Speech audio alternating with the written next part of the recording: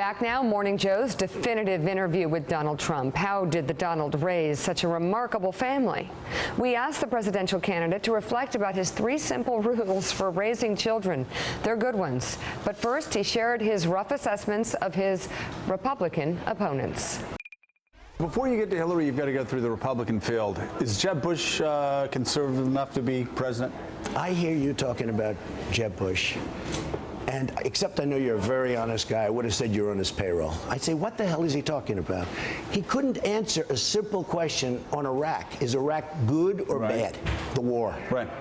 We spend $2 trillion, thousands of lives lost, wounded warriors all over the place who I love and who I help. And we have nothing. And yesterday, Iraq went to Iran, their meeting. They're going to merge. And exactly what I said in the Reuters article. And you asked that question, it took him 4 days to say an answer. So I just think you're so wrong on him. I think I think that Bush is a nice man. I call him, he's a man that doesn't want to be doing what he's doing. To be honest, I call him the reluctant warrior. And warrior is probably not a good word.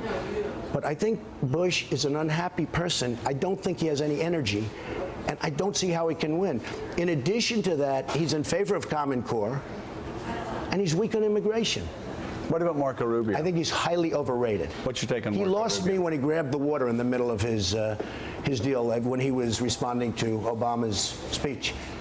He grabs the water, and it wasn't in a glass or even a cup, see? It was a bottle of water with a label on it. And he got off, and I said, what happened? I think he is highly overrated, and by the way, I have much better hair than he does, okay? And you know it's my hair. Well, I do, because I tugged on it once. Yeah. Let me. She tugged like crazy. On this set. Hairspray. But it is mine, isn't it? We're going to go to Mark with the next question. Rails. Mark? All right, then I have a question. Go ahead. Yesterday was pretty big. Your announcement day was a pretty big day. What was it like for you and your family to be a declared candidate? Yeah. You spent a lot of time with them.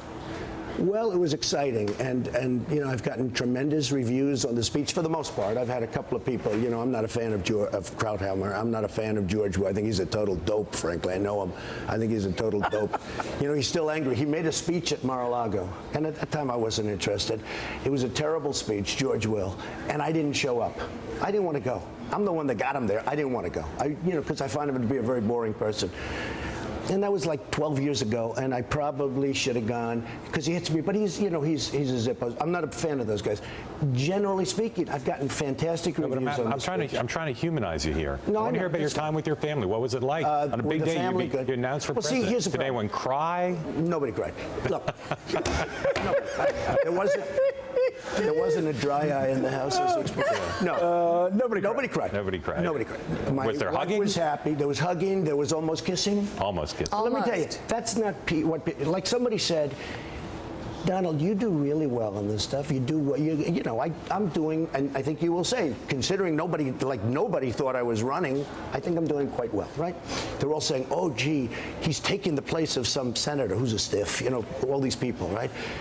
I built $9 billion worth of net worth. I own some of the greatest properties in the entire world, mortgage-free for the most part, very low debt. I do a show on NBC. The Apprentice was one of their biggest shows ever. It's a huge show, and it's still a big show. And they renewed it, and I can't do it because I'm doing this. That's what I want. I do a book called The Art of the Deal. It's probably the #1 selling business book of all time. I go to the Wharton School of Finance. I was a good student and hardest school there is to get into. Even though it was a long time ago, it's still the hardest school. And then they say, oh, he's not qualified to. And they take some dope who becomes a senator who who's nothing, and he's qualified to be on the stage, but Trump isn't qualified. Give me a break.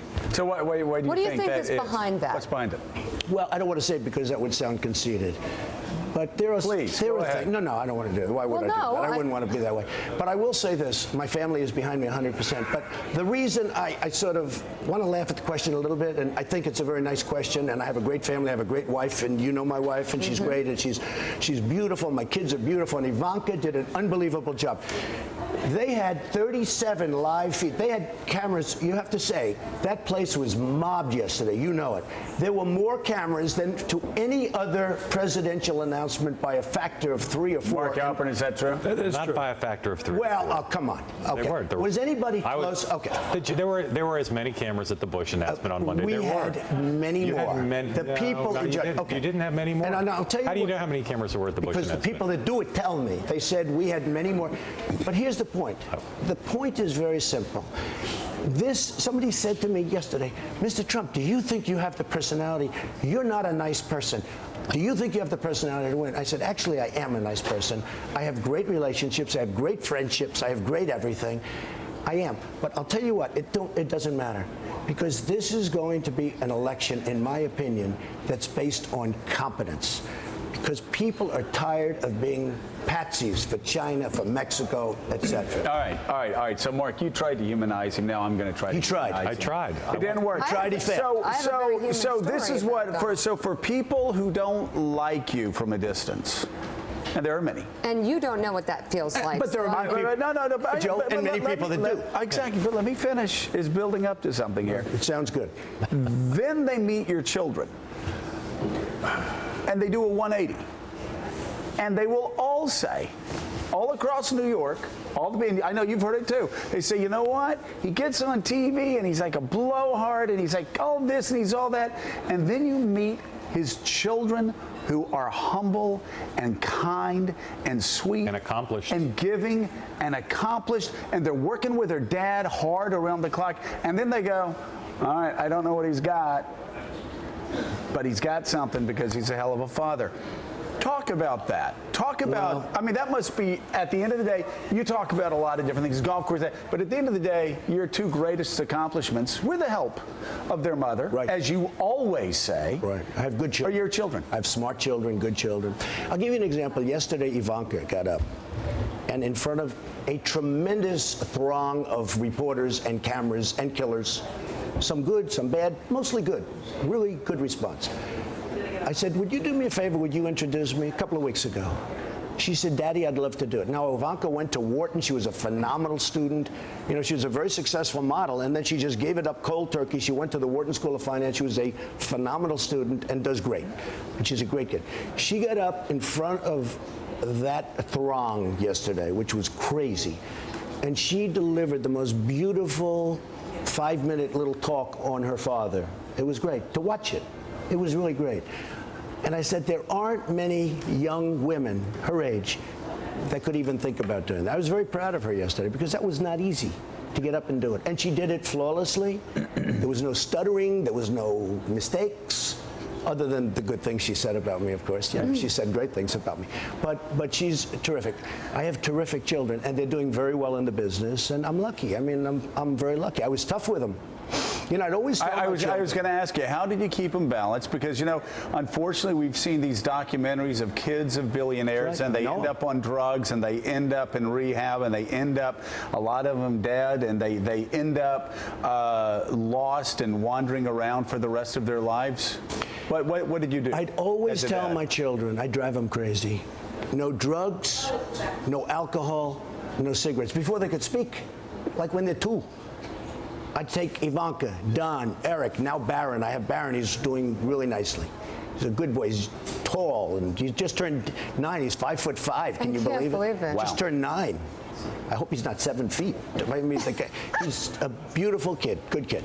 And I tell him, no drugs, no alcohol, no cigarettes. I usually say no tattoos too, but if you look at society, I think we've given up on that, right? But I say no drugs, no alcohol, no cigarettes. And I remember Ivanka, she said, Dad, you're driving me crazy. And she didn't even know what drugs and alcohol was. I mean, and from a time there, because I've seen, Joe, friends of mine that are very successful people, and they have kids that are very smart kids. They go to Harvard, they go to Wharton, they go to Stanford. They get on drugs, they get on alcohol, they're wiped out. No alcohol, Because no the alcohol world is- ever, not a glass of wine? I've never, you know, I own the largest winery in the East Coast. Yeah. In Virginia, the Kluge estate. I bought it out of bankruptcy. Good deal. I'd make good deals. They were in for $178 million. I bought it All for right, $6.2. so anyway, Are you proud of me? your point. Back What's to your point? business. What's your point? Back to but wine. the point is, I just think, first of all, you know, you're born smart, you're born not smart, whether we like it or Finish not. that story. So what were you going to say about alcohol? So I've seen people that have very smart children, when they go bad on drugs or alcohol, and I add cigarettes in there, but when they go bad, these kids are wiped out. Doesn't matter how smart. The world is so competitive that you can't lose that extra percentage.